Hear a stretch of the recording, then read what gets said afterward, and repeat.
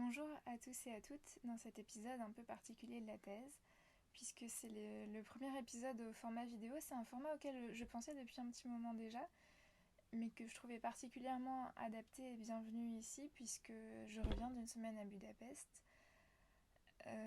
où j'ai participé à un colloque sur la poésie et les médias de masse. Et certains d'entre vous m'ont demandé s'il y aurait une captation de ma communication, et bon, ça n'était pas le cas. En revanche, je peux faire une espèce de captation maison, un peu plus adaptée peut-être au forum, parce que j'ai dû expliquer certaines choses dans le colloque qui semblent aller de soi une fois qu'on est dans le contexte du forum, et, euh, et inversement, il y a certaines choses qui allaient peut-être de soi pour un public d'universitaires et qui vont moins de soi pour les gens du forum. Donc, euh, en fait, ma communication s'intitulait Réception de l'objectivisme américain sur jeune écrivain, écosystème numérique et effet d'appropriation ludique des objets culturels. Et en fait, c'est une communication qui est sous forme écrite. J'avais aussi un espèce de PowerPoint derrière moi. Donc je vais la lire. Ce sera peut-être un petit peu poussif. Mais j'ai essayé de rendre ça le moins pénible possible. Donc, Jeune écrivain est le plus grand forum francophone consacré à l'écriture littéraire. Et à ce moment-là, il faut rappeler qu'en fait, les forums, ce sont des formes, des formats sur Internet qui existent depuis les années 80, avec la création de Usenet. Et donc, ce sont même des formes qui sont venues là avant l'invention du web. Le web, c'est dans les années 90. Donc, ce sont en quelque sorte les ancêtres du web, les ancêtres du web 2.0 qu'on appelle le web social, le web des réseaux sociaux, parce que ce ne sont pas à proprement parler des réseaux sociaux, mais c'était déjà des formes connectées, de mise en relation de personnes à distance. Donc écrire encore aujourd'hui en 2019 sur un forum, c'est un peu anachronique, mais bon, on le fait toujours. Donc Jeune écrivain a été créé en 2005 par 3 adolescents qui écrivaient de la fantaisie. Et il abrite aujourd'hui, parmi ses milliers de membres, une communauté très soudée de jeunes poètes et poétesses, actives, solidement implantées au cœur de l'écosystème numérique, investie à la fois comme un lieu de publication à part entière et comme un support de création formelle. À l'échelle de la micro-histoire de cette communauté nativement numérique, le positionnement esthétique dominant a longtemps été celui d'un renouveau lyrique. Les poètes pratiquaient un vers libre post-surréaliste et une diversité de thèmes empruntés aux écritures lyriques. Ils étaient lecteurs des avant-gardes du début du XXe siècle et traducteurs des poésies européennes vers libristes contemporaines. Leur écosystème adoptait un fonctionnement autarcique et cénaculaire, et pendant plusieurs années a revendiqué un héritage et des filiations lyriques, tout en se désintéressant de tout un pan de la création poétique contemporaine, le pan qu'on dirait plus formaliste. Pourtant, les écritures numériques de manière plus générale se sont souvent caractérisées par des gestes de rupture et une posture avant-gardiste. Et l'on pourrait voir une certaine contradiction entre le positionnement de ces écrivains nativement numériques et les tendances plus générales qui gouvernent le champ de la littérature numérique, dont les pratiques reposent souvent sur une appropriation critique du médium technologique.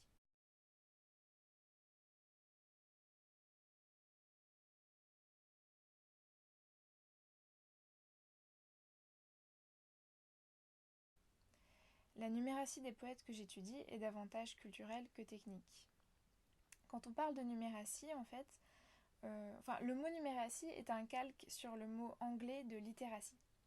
La littératie, ce n'est pas seulement la capacité à déchiffrer, mais c'est la capacité à maîtriser tous les codes qui entourent la lecture. De la même manière, la numératie, ce n'est pas seulement la capacité à utiliser une souris d'ordinateur et à faire une recherche Google, c'est aussi maîtriser des codes aussi bien culturels que techniques rattachés à l'environnement numérique. Et pourtant, c'est par le biais de la numératie culturelle de ces poètes que s'est opéré à partir de début 2017 un retournement dans les pratiques d'écriture des membres, et dans l'idée qu'ils se faisaient de leur support d'insertion, voué à devenir de plus en plus un médium de création. Je vais donc étudier un moment de l'histoire de la communauté pour montrer comment a eu lieu la réception de la poésie objectiviste américaine par la communauté de poètes et poétesses implantés sur le forum, et comment elle a contribué durablement à interroger et redéfinir les pratiques d'écriture des membres en les dotant d'une plus forte composante numérique, sans pour autant les priver de leur composante lyrique. Et j'aimerais également prouver que la manière dont se sont déroulées les étapes de cette réception emprunte plusieurs traits à la culture numérique, et ludicie ce processus somme toute banal d'appropriation collective d'un héritage poétique par les communautés d'écrivains. Donc là, j'avais repris les termes de Dominique Minguenot, qui est analyste du discours littéraire. Il explique que dans le champ discursif littéraire, les écrivains et les groupes d'écrivains se confrontent les uns aux autres en adoptant des positionnements esthétiques. Le forum est un lieu d'exercice littéraire périphérique, donc dominé, puisqu'il se situe à l'écart des positionnements à même d'entraîner une légitimation et une reconnaissance institutionnelle, éditoriale au sens le plus strict et donc économique. En effet, le forum est un lieu, pour les écrivains en tout cas, complètement démonétisé. L'archive que constitue le forum comme lieu d'édition et de conservation des textes est de plus instable et non pérenne, et de manière plus générale, c'est un des problèmes auxquels se heurte la littérature numérique. C'est qu'elle n'a pas stabilisé de support fiable à même de constituer une archive de ses productions. Sur le forum, en mars 2017, arrive un nouveau membre qui prend le pseudonyme Mahendra Singh Dhoni, qu'il emprunte à un joueur de cricket indien. Ce nouveau membre est féru de poésie objectiviste américaine qu'il se décide de proposer comme contre-modèle à la production dominante, qu'il juge à la fois passéiste et médiocre. Il tente de construire une tradition alternative à la tradition dominante en concrétisant une réception par un double geste, à la fois celui de passeur en proposant les textes directement des poètes objectivistes dans les sections idoines du forum, et à la fois celui d'exemple en s'instituant créateur et en se réclamant de l'objectivisme dans ses créations. Là, je montrais sur mon PowerPoint cette image où en fait on a la reprise d'un contenu nativement numérique, c'est-à-dire la page Wikipédia de Pétrole, qui est versifiée. Si l'objectivisme américain a pu, alors qu'il a presque 100 ans aujourd'hui, provoquer une déstabilisation, c'est qu'il n'est pas encore canonique dans toutes les sphères de la création contemporaine. Sur le forum, les poètes entrent en poésie souvent très jeunes, et souvent lorsqu'ils sont lycéens. Ils ont donc un bagage scolaire. Or, on sait très bien qu'aujourd'hui, dans le secondaire français en tout cas, on n'enseigne pas du tout les poètes objectivistes. Ce qu'il faut voir, c'est que l'idée de l'objectivisme qui se diffuse sur le forum à partir de l'irruption de Mahendra repose sur une idée très partiale de l'objectivisme en tant que tel. Mais rien de plus habituel puisque l'objectivisme américain est venu justifier des pratiques parfois antagonistes lors de la longue histoire de ses réceptions successives par les poètes français, comme le rappelle Xavier Calque dans son livre Wissad objectiviste. Les transferts interculturels opèrent souvent des réappropriations et réécritures opportunistes des objets culturels. Donc ce qu'il a subsisté sur les forums de l'objectivisme, c'était à la fois quelques noms de poètes, 3 essentiellement, Resnikov, Ezra Pound et William Carlos Williams, les deux derniers étant d'ailleurs davantage les modèles des poètes objectivistes que des poètes objectivistes. Il a aussi subsisté quelques caractéristiques formelles un peu vagues qu'on peut effectivement rattacher à l'objectivisme, mais aussi à d'autres tendances littéraires du XXe siècle et contemporaines. Ces caractéristiques formelles étant à la fois une mise en valeur de la matérialité du signifiant, une mise à l'écart de la modélisation de la sentimentalité et de l'affectivité, l'insertion d'objets matériels du quotidien urbain et de marques commerciales, et l'insertion d'extraits discursifs prélevés à un matériau extralittéraire. Ça peut être des discours entendus, des relevés de textes urbains ou contexte oblige, des relevés d'énoncés nativement numériques. On retrouve là à la fois des traits d'uncreative writing, telle qu'elle est délimitée et enseignée par Kenneth Goldsmith, mais aussi des traits des écritures numériques. En réalité, l'objectivisme qui se développe sur le forum à compter de 2017 est plus proche de l'uncreative writing que de l'objectivisme. puisqu'il prélève des énoncés nativement numériques et apprend à négocier avec ce gigantesque amas existant dont parle Kenneth Goldsmith, c'est-à-dire le contenu presque illimité des pages web. En fait, dans Uncreative Writing, Kenneth Goldsmith explique qu'aujourd'hui, il y a beaucoup trop d'écriture sur Internet. Il y a une matière à peu près illimitée. Donc ça ne sert à rien d'écrire de l'écriture créative. Ce qu'il faut faire, c'est négocier avec tout l'existant, l'amas existant, prélever, découper, dupliquer, etc. Donc on a un geste qui est plus proche du montage cinématographique que de l'écriture romantique. Donc Goldsmith, il fait l'éloge du plagiat, de la citation, de la duplication et de la réappropriation, autant de gestes qui sont tout à fait banals dans les arts contemporains, mais que la littérature a mis beaucoup plus de temps à s'approprier. Ces pratiques nouvelles ont formé pour les membres du forum un écart esthétique, auquel dans un premier temps ils se sont opposés sur le mode polémique, mais qu'ils n'ont pas tardé à s'approprier, preuve que leur culture numérique les prédisposait à certaines pratiques, au départ inassimilables à leurs yeux à leur définition de la poéticité. Mahendra Singh Dhoni, pour afficher la légitimité de son positionnement, a d'abord disqualifié le positionnement dominant en le caricaturant et le pastichant. Il a proposé dans un premier temps un pastiche collectif de l'hégémonie lyrique et vers-libriste de la poésie du forum, sous la forme d'un double conte hétéronyme qu'il a nommé Svetlana, pseudonyme qui fait référence aux grandes poétesses lyriques russes de l'âge d'argent, Marina Tsvetaeva et Anna Akhmatova. Alors, un double conte hétéronyme sur les forums, c'est tout simplement un double conte qui a pour fonction de créer un personnage d'écrivain fictif. Ce double conte était d'abord et avant tout un troll. Il présentait une identité fictive dans un but de déstabilisation des discussions, tout en détournant les règles. Donc, la production poétique de Svetlana a d'abord été conçue comme une charge pastichielle, ou pastiche collectif, c'est ce que Genette identifie comme le pastiche non pas d'un seul écrivain, mais d'une école, d'une esthétique ou d'un mouvement littéraire. Donc Svetlana reprend des éléments thématiques et formels récurrents sur le forum, aussi bien le thème des trains que la géographie européenne, que des métaphores post-surréalistes, etc. Mahendra Singh Dhoni a ensuite accentué la polémique en critiquant les poèmes des autres membres de manière très virulente dans les topics de commentaires, et en concevant divers projets à charge contre ce qu'il appelait le lyrisme. On peut penser par exemple à sa vidéo où il jette un livre de poésie NRF par la fenêtre parce qu'il est trop lyrique.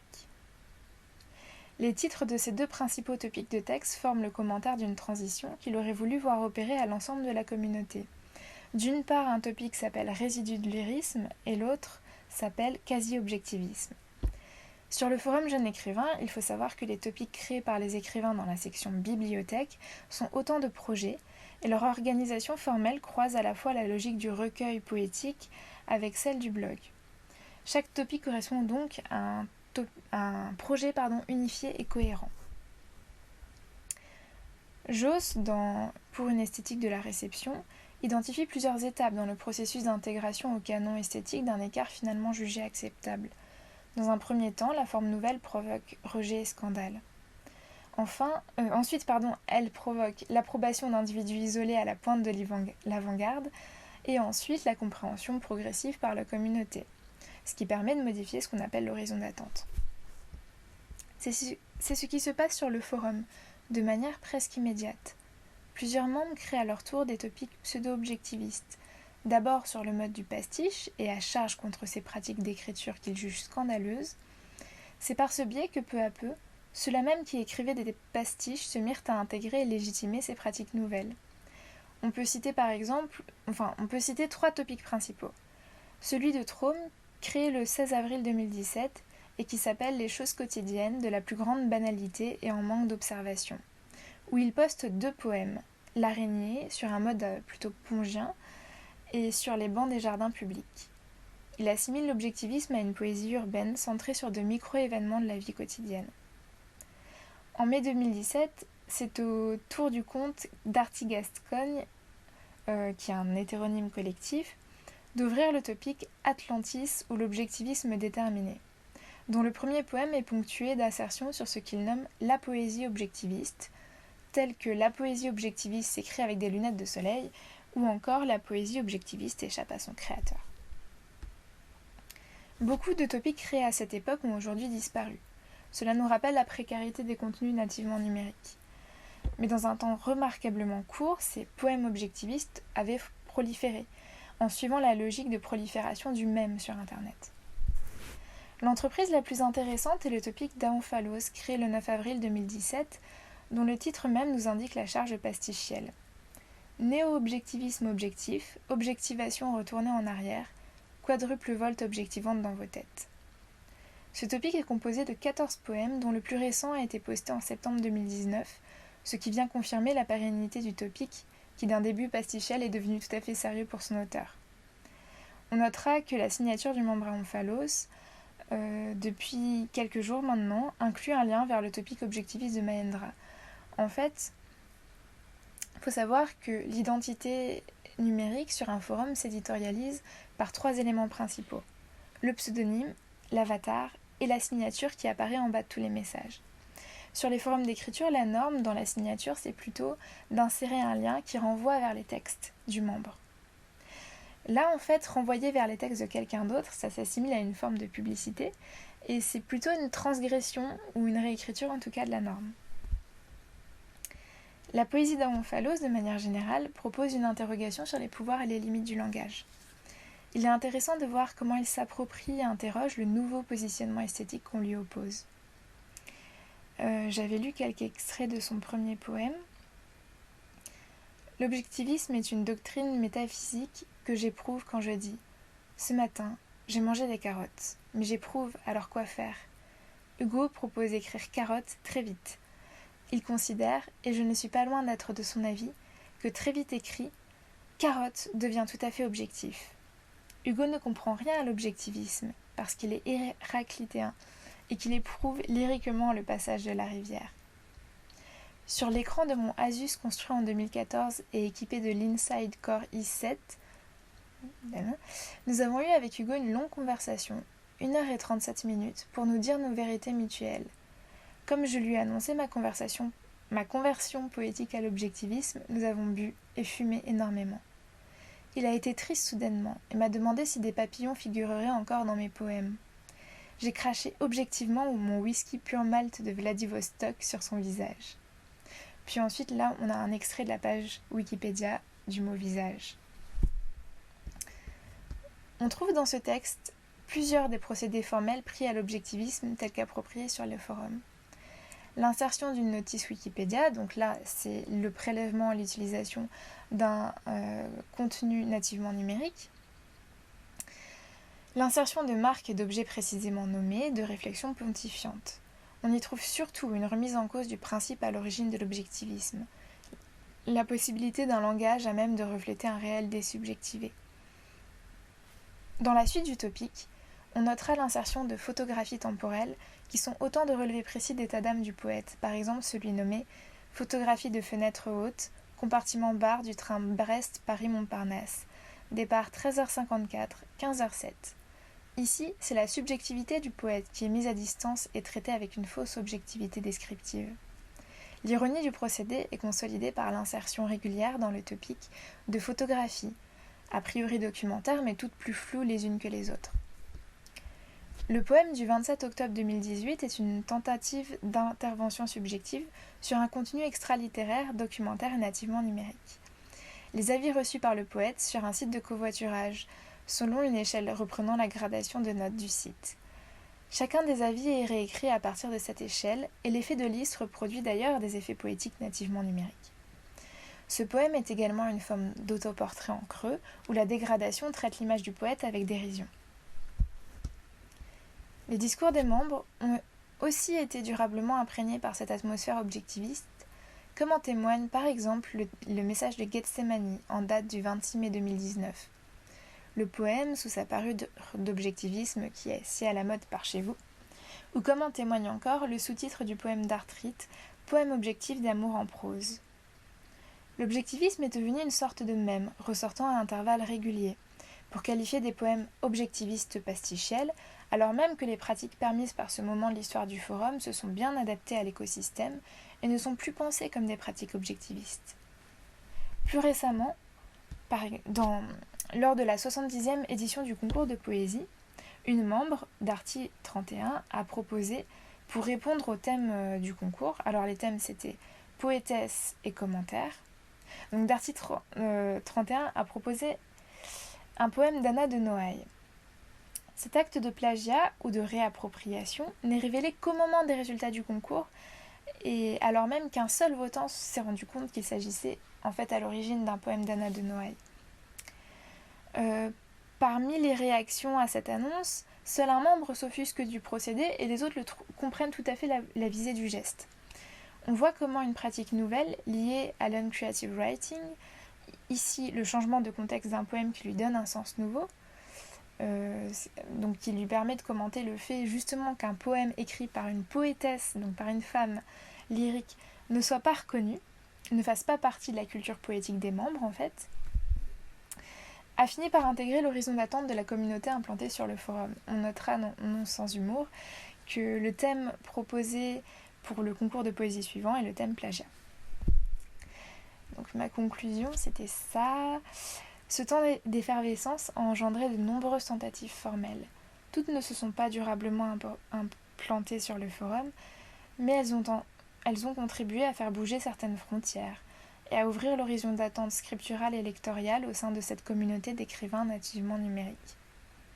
Les écritures ont intégré une plus grande diversité médiatique et le retravail de contenus textuels préexistants, souvent prélevés dans l'écosystème numérique ou même dans les textes d'autres membres postés sur le forum.